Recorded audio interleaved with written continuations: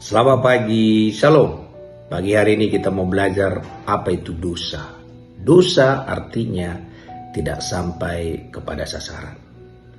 Jadi setiap kali kita tidak sampai kepada sasaran, itu namanya dosa. Contoh kalau saya disuruh berangkat ke Jakarta, dan saya ke Bekasi, atau saya ke Surabaya, dosa saya bukan karena saya ke Surabaya, dosa saya bukan karena saya ke Bekasi, dosa saya karena saya nggak ke Jakarta. Kemanapun saya, kalau saya tidak ke Jakarta, itu disebut dosa. Ada dua contoh menarik di Alkitab. Waktu orang Israel bersungut-sungut kepada Allah, Allah mengizinkan ular mematok mereka, ular berbisa mematok mereka. Dan mereka semua mati. Dan saat itu Tuhan suruh kepada Musa supaya dia mendirikan ular tembaga. Dan setiap kali mereka melihat ular tembaga itu, mereka sembuh. Tidak peduli dalam stadion berapapun sudah penyakitnya, sudah mau mati pun, asal dilihatnya ular tembaga itu dia sembuh. Ular tembaga itu melambangkan Yesus. Dan seketika itu dia sembuh. Contoh yang kedua, Petrus. Waktu Petrus melihat mukjizat berjalan di atas air, dia bisa merasakan apa yang Yesus rasakan. Tiba-tiba matanya nggak melihat Yesus lagi, dia juga jatuh. Setiap kali kita tidak melihat Yesus, saat itu kita sudah jatuh sebenarnya.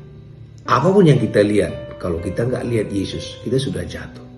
Tapi kabar baiknya, Yesus akan membawa kita kembali untuk fokus kepada Dia. Yang mau saya sampaikan, sebesar apapun masalah yang dialami oleh orang Israel itu, karena kesalahan mereka, waktu mereka melihat ular tembaga yang melambangkan Yesus, mereka langsung sembuh. Dan sehebat apapun Petrus berjalan di atas air, waktu matanya nggak melihat Yesus lagi, dia langsung jatuh. Kita pun sama.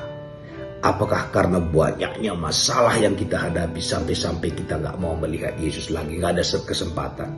Atau karena banyaknya mujizat sampai-sampai kita juga nggak melihat Yesus? Yang manapun itu mematikan. Orang Israel kalau nggak melihat Yesus mati. Petrus pun kalau dia nggak ditolong Tuhan, dia juga mati juga. Yang manapun keadaan kita, mari mata kita kembali melihat Yesus.